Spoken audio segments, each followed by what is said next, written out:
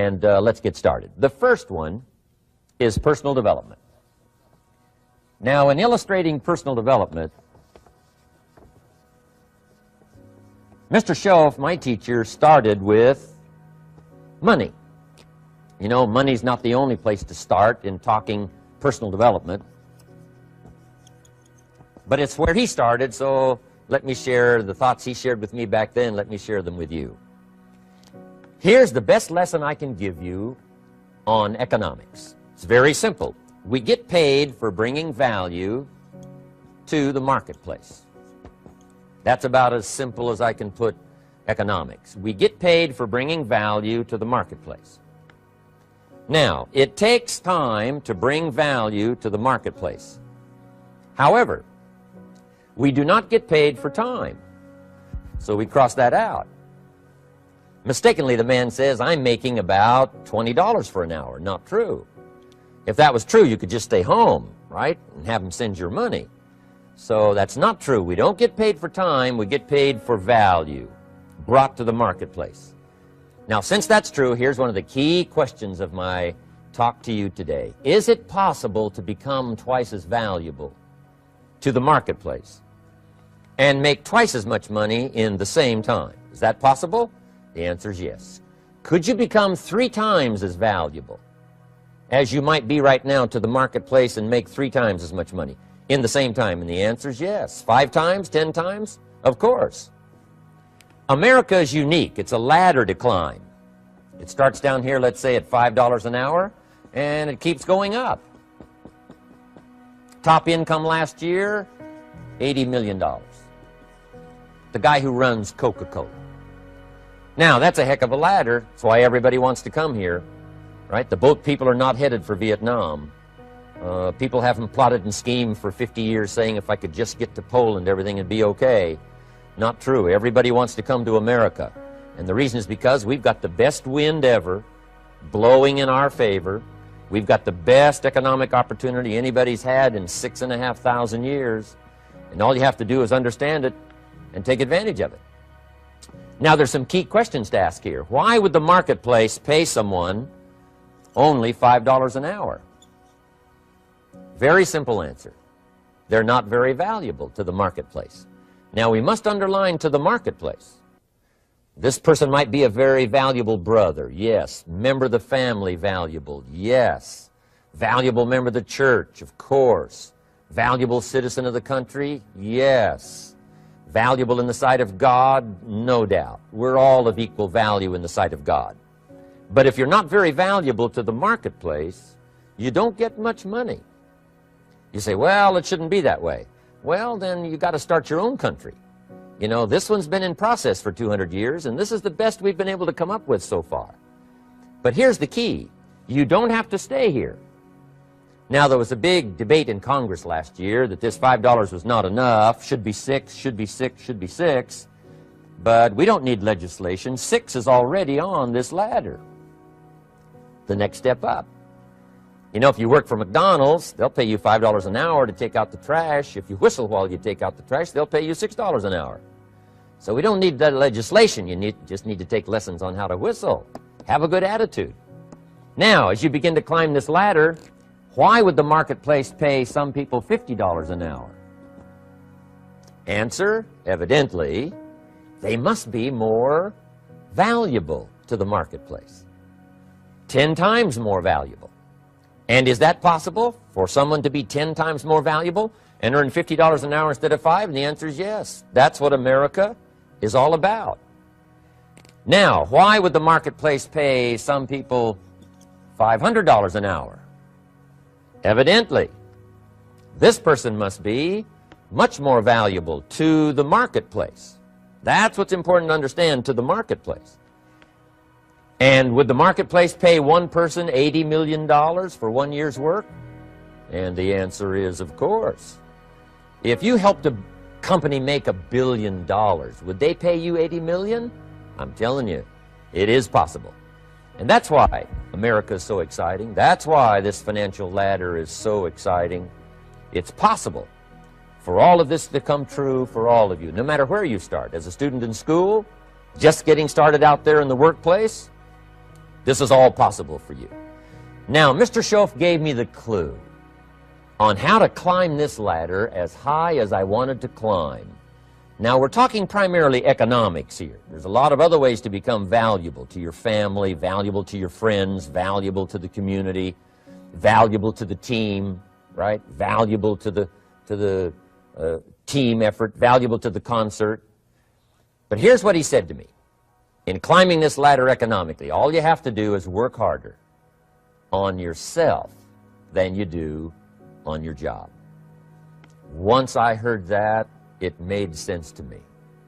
I kept hoping that everything else would change around me, found out that if I went to work on myself, worked on my skills, worked on my language, if I became better than I was each year, if I grew in skills and language and vocabulary and competence, then I would become attractive to the marketplace. Not very long ago, a company called me and said, Mr. Rohn, we're expanding internationally. We'd like to have a bit of your expertise to help us. Would you give us a bit of your time? We'll add some millions to your fortune. And I said, okay. And I thought later, isn't that interesting they would call me? Then my second thought was, of course they'd call me. Who else would they call? I can get the job done.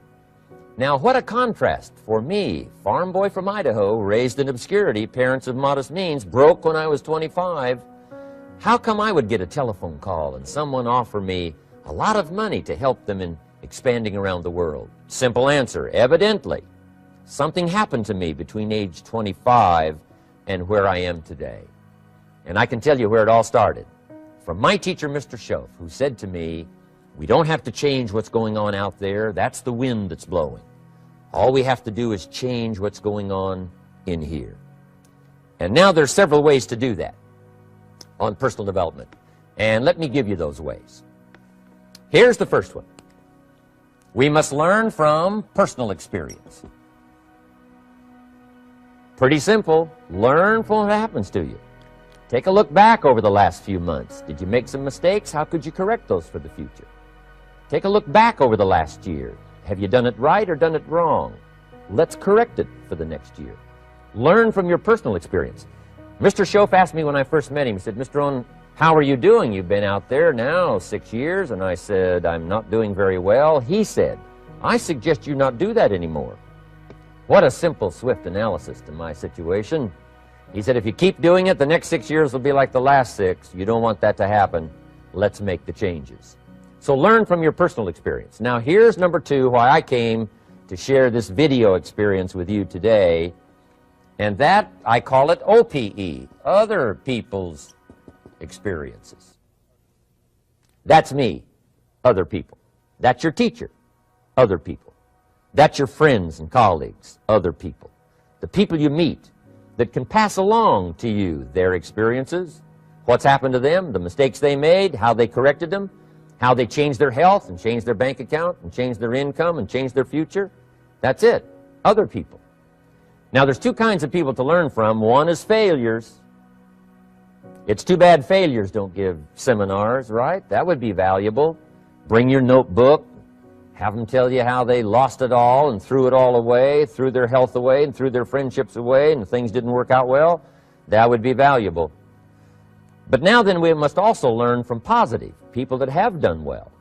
They've got the health, and so we ask them, how did you become so healthy? They've got the skills, so we ask them, how did you become this skillful? They've got the income, so we ask them, how did you get here in such a short period of time? So now here's what's important in personal development. In learning from other people, we learn, number 1, by observation. We learn what we see. We watch people that are successful in what they do. In sports, we watch their disciplines. In business, we watch their disciplines. By observation, what we can see. The reason I created this video was something that you could see someone's experiences translated for you. Second, we learn by what we hear. I've got some of my lectures on cassette tapes, so you know you can take them with you wherever you go and learn by listening. Turn your car into a mobile classroom and listen. And then listen to the sermon on Sunday morning. Listen to the lectures. Listen to the teacher. Listen to someone who's got something good to say. And then number 3 is vitally important on personal development, and that is read all the books you can possibly read in your lifetime. Mr. Schoaf got me started on my library. I've got one of the better libraries. Haven't read everything in it, but I feel smarter just walking in it. My library. At least I was smart enough to buy it. Now I got to be smart enough to read it. And then, of course, I got to be smart enough to decide what's valuable and then do it. But this one is very important. Become a good reader. Some books that helped change my life. Mr. Schoaf recommended, of course, the Bible. And my parents made sure I was a pretty good scholar by the time I was 18. That's been so beneficial for me, drawing from those illustrations, reading about those stories, people who made it and people who didn't make it, and what the difference was. And then other books that helped to really change my life. One called Think and Grow Rich by Napoleon Hill. And then a book that helped me become financially independent by the time I was 31. And that book is called The Richest Man in Babylon by George Clason. And I'm going to share a little bit of that book with you when I get to financial independence today, our 3rd subject. But I started reading the books, attending the classes, making sure that I got in front of people that had something good to say. And then I started keeping a journal. One of the major things my teacher taught me was to keep a journal. He said, don't trust your memory. If you hear something good, just make a little note and write it down. Now, at first I took, notes on pieces of paper and torn off corners and backs of old envelopes. And it didn't serve me well, thrown in a drawer. Then I learned to keep a journal, a bound copy of all my notes. So I would suggest you do the same. Things that impress you, a poem that impresses you. When you attend a class, some of the ideas that impressed you, jot them down. You read something in a magazine, right? Some ideas. Take those out, put them in your journal. Keep a good journal the rest of your life. This will serve you well. My journals make up a significant portion of my own library. And if you saw my library and saw my journals, I tell you what you'd have to say. This is the library, and these are the journals of a very serious student. No wonder Mr. Rohn is invited to lecture and speak on his experiences around the world. So I want the same thing to happen to you. Value captured that you can resort to later, go back over it and review it, and let it become valuable to you. So that's my first subject, personal development. Work harder on yourself than you do on your job. Develop the skills, learn the lessons, take the classes, absorb all that is being taught to you these days. And then later on, of course, you can sort it out, what's valuable to you and how to refine it for your business and for your life and for your future. But the main thing is to get it and start this process of personal change, personal development. And let me say it one more time. If you will change, everything will change for you. You'll never be the same. You'll keep growing. As you look back on a few months, look back on a few years, you won't believe the progress you can make. Economically, your relationship with your family, your friends, and whether you're in sports or economics or whatever, I'm telling you, that whole process of committing yourself for personal change, personal value, can really make your life unique and worthwhile. Now let's cover the 2nd subject, on setting goals. Mr. Schoaf gave me some tips on setting goals that changed my life forever. And I want to share those with you.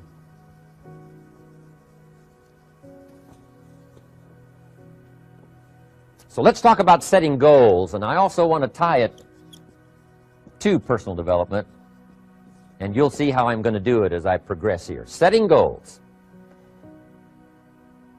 We need to take a look into the future. There are 4 things to consider in terms of attitude. One is how you feel about the past. Best advice I can give you on that is treat the past as a school. Let it teach you the mistakes you've made, the things that went wrong, the things that didn't work. Don't use the past as a burden to carry, and don't use the past as a club to beat yourself to death. Past losses, past failures, past mistakes. But let the past be a school. Tough school maybe. We've all been through some tough stuff. So if you feel good about the past, draw from it for experience and let it teach you. Then next is how you feel about the future. We've got to have the future well designed. The future is called the promise. And here's what we teach in our leadership series.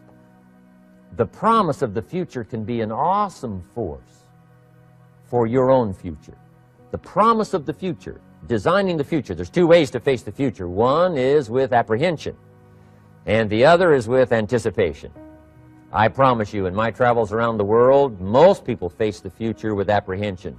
And here's why. They don't have it well designed. They've sort of left that up to someone else to fix. But here's the best way to face the future, with anticipation.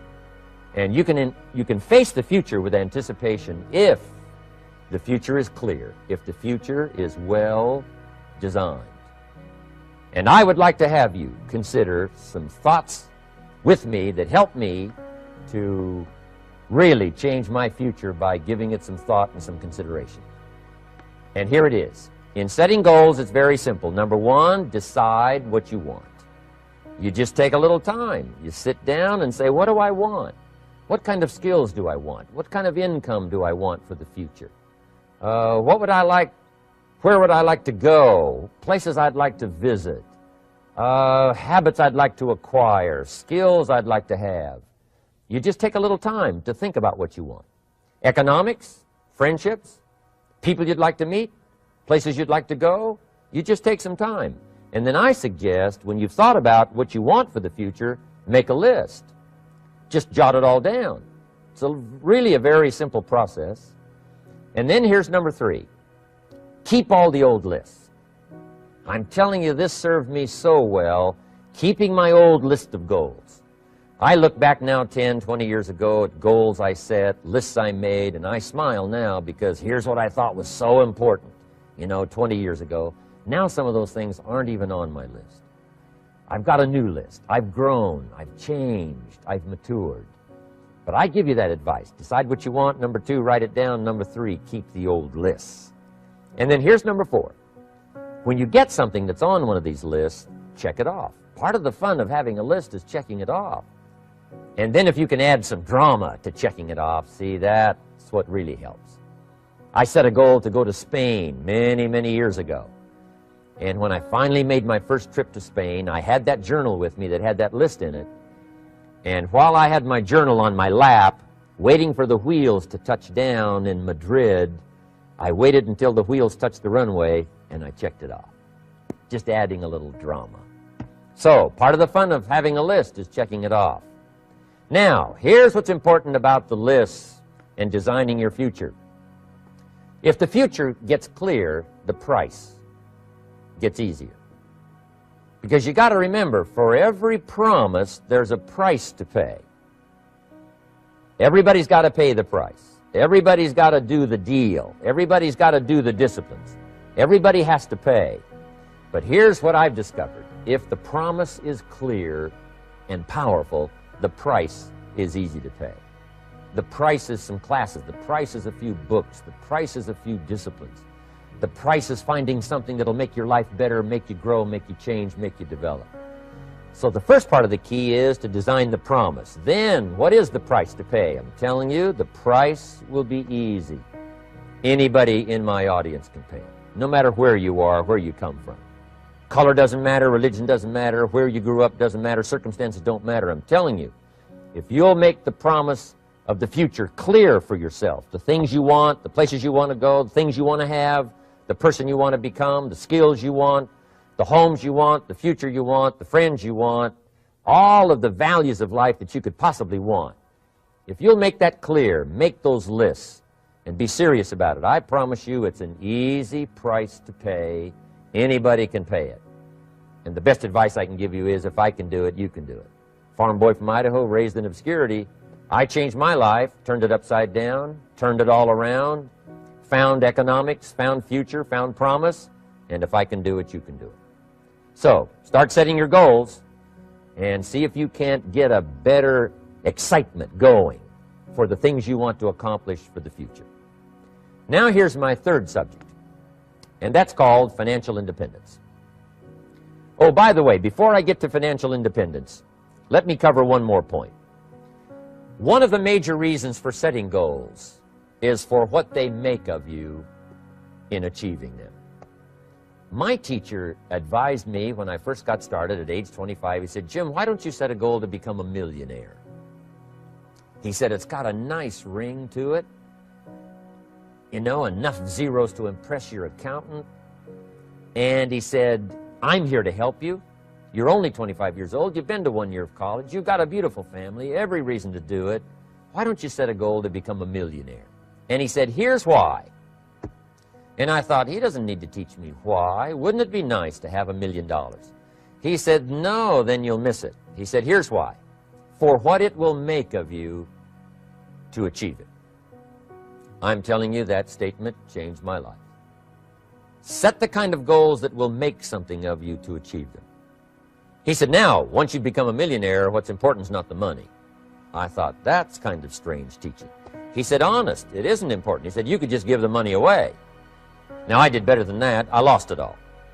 By the time I was 31, I was a millionaire. By the time I was 33, I was broke. And I'll tell you a little bit about that story later. But when I lost all my money, guess what? I found out Mr. Schoaf was right. What was valuable was not the money. What was valuable was what I became to earn the money. The skills I had, the knowledge I had about the marketplace, the values that I had going for me. They were more valuable than the money. And here's an important statement to remember. It's not what you get that makes you valuable. It's what you become. So part of the key here is to set the kind of goals that will make something of you. Don't set them too low so that you don't have to grow and you don't have to read and you don't have to try and you don't have to stretch. Don't set them too low. And then don't sell out. Don't go for something that's going to cost you your virtue or cost you your values or sell out your principles. There's a good middle road here to follow. Goals that will inspire, goals that will help you grow, change, develop, and become better than you are. Okay, now let's talk about financial independence. How to become rich by 40, 35 if you're extra bright, much sooner if you find an opportunity like I did. Let me show you how I did it. Financial independence. First of all,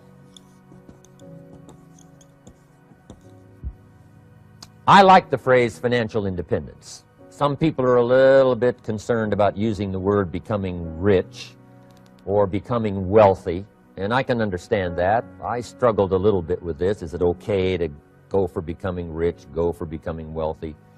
And maybe that's a bit too strong a word or strong a term. So here's what I've come up with that I think is comfortable for me, and that is how to become financially independent. I think it's every person's heritage here, especially in America, to become financially independent. Now, let me give you my definition of financial independence.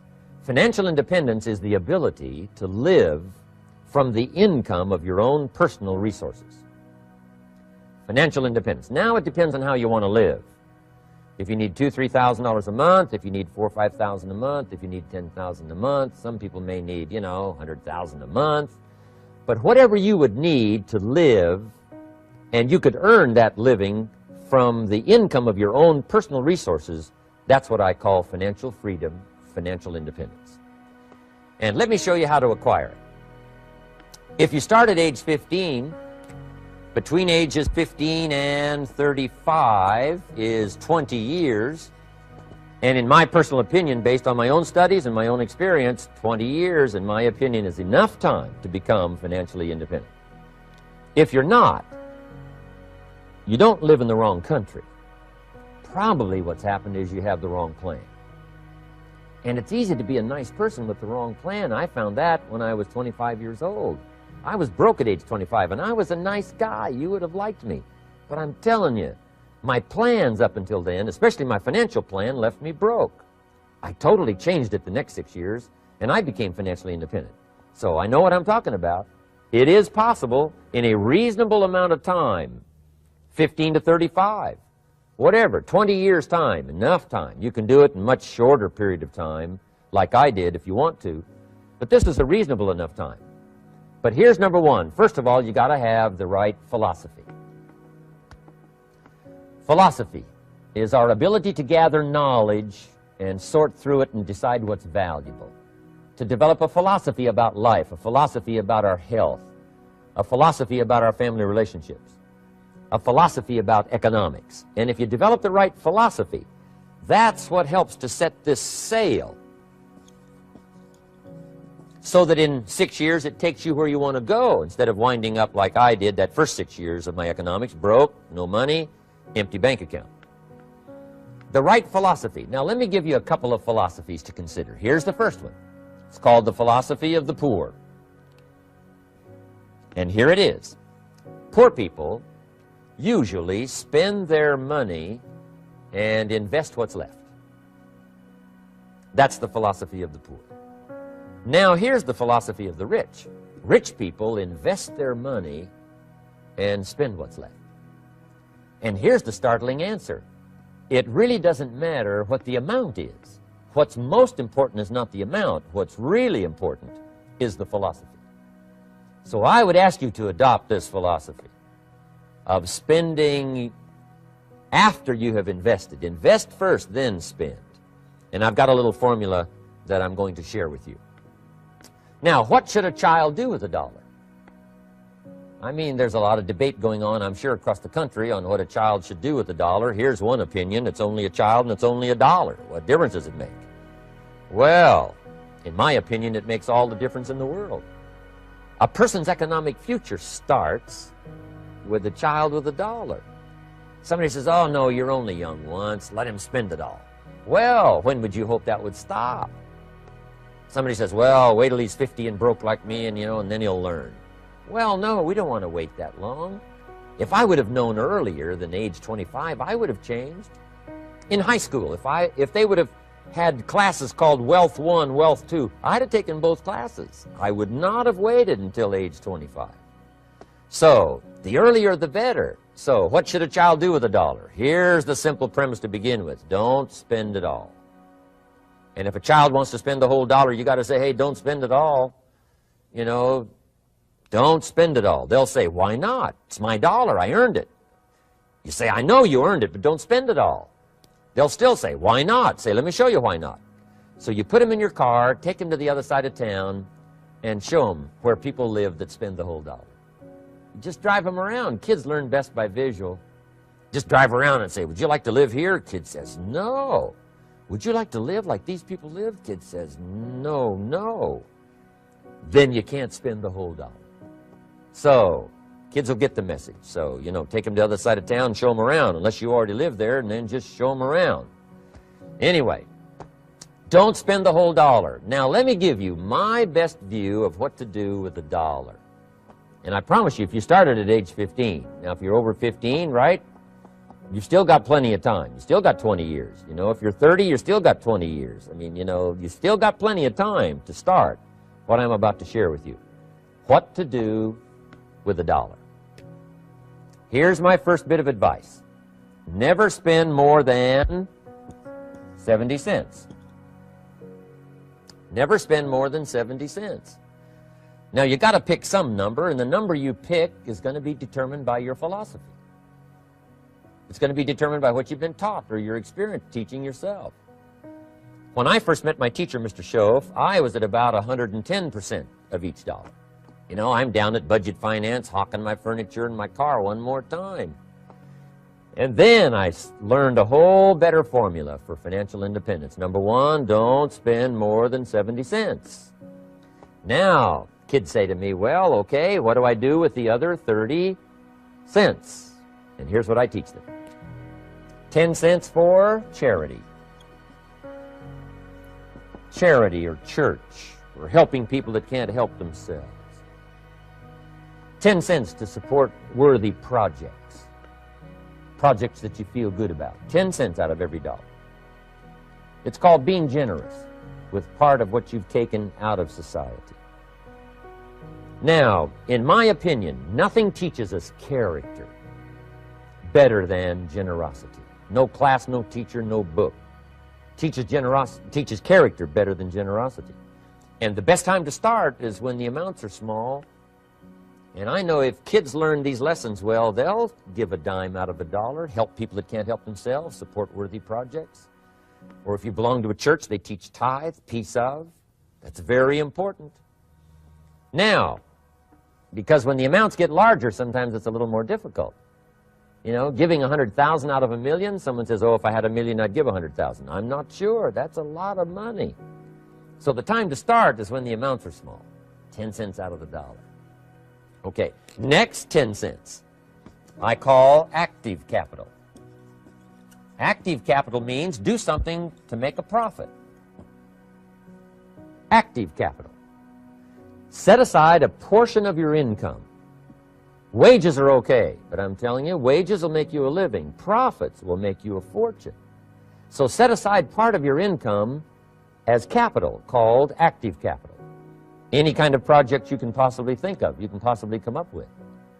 I'm going to write a new book, I think, for kids. I think the title is going to be, Of Course, Kids Should Pay Taxes. It's kind of an interesting title.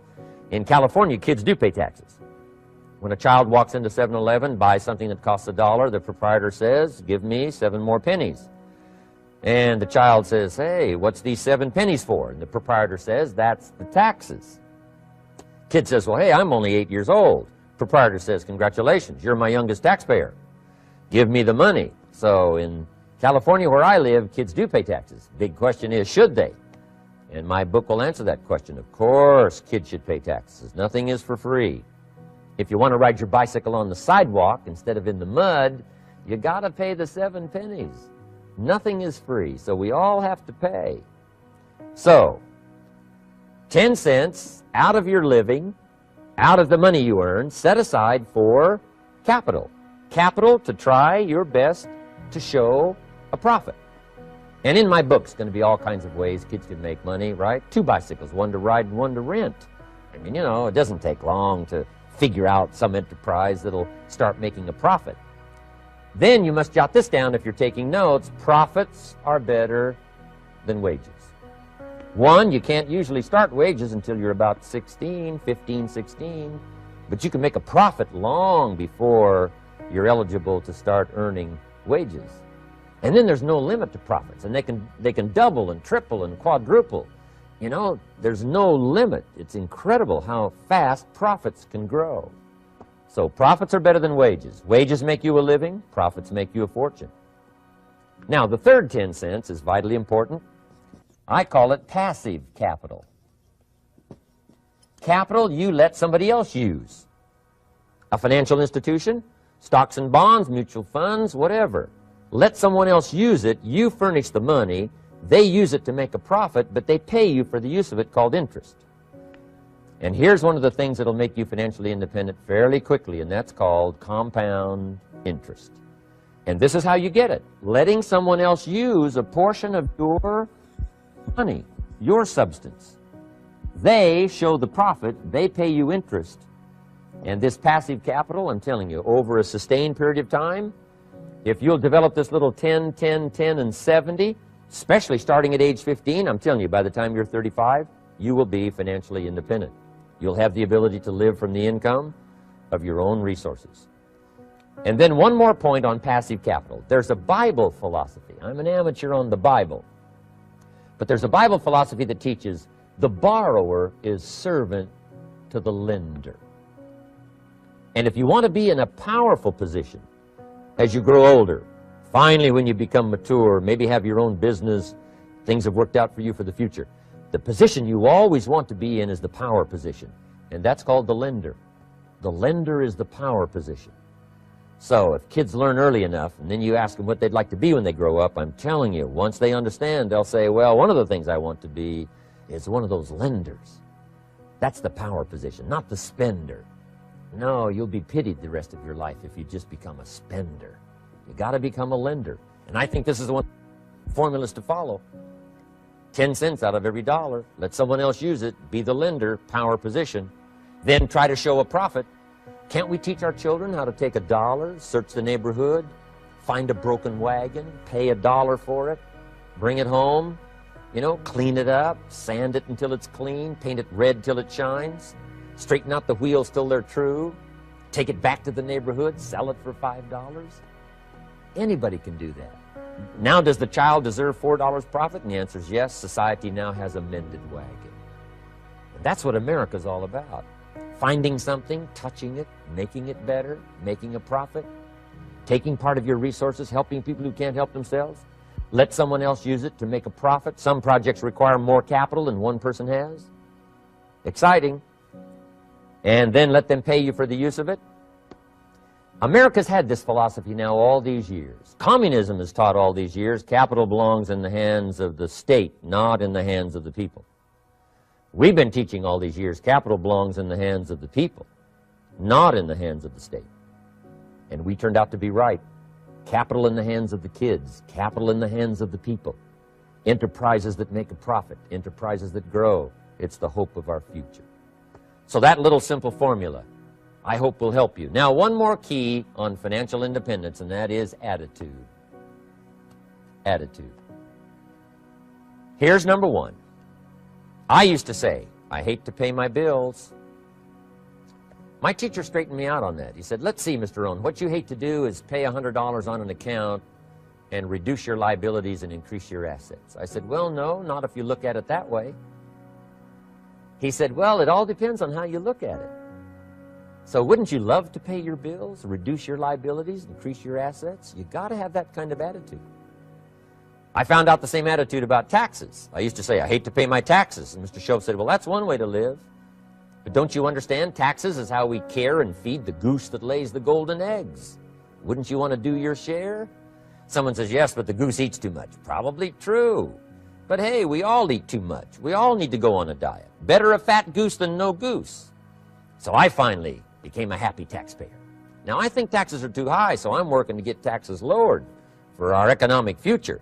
But then whatever they turn out to be, I gladly pay and do my part, because that's what makes the whole system run, each of us doing our part. Now, I want these three subjects to be valuable for you. I want them to have meaning for you. I want you someday to be financially independent. I want you to have the personal development so that you feel good about yourself. If I had a chance to meet you someday, I'd like to have you show me the list of goals that you got started and say, Mr. Rohn, here's some I've already checked off. Here's the books I'm reading. Here's what's happened. I'm developing the skills. I'm better this year than I was last year. I've got more self-confidence. My skills are developing. That's what I want for you, and that's why I took the time to come and share in this video message with you. I do seminars all around the world, but this is one way that I can reach out and touch you in case you can't come to my seminars, wherever I am. Maybe this video will reach you somewhere, and it'll have an impact on your life. And what I'd like to do is later hear about it, a letter, phone call, or to have a chance to meet you in person. And now I'd like to leave you with these 4 questions called Questions to Ponder. These questions were valuable for me, and I want to make them valuable for you. Here's the first one, why? We all ask why we should work this hard. Why take that many classes? Why go to school that many years? You know, why take the notes? Why read the books? Why work that hard? Why put yourself through the push-ups and the disciplines? Why? Good question, why? Best answer to why, I think, is the second question. Why not? Why not see how many books you can read, how many classes you can take, how many skills you can develop?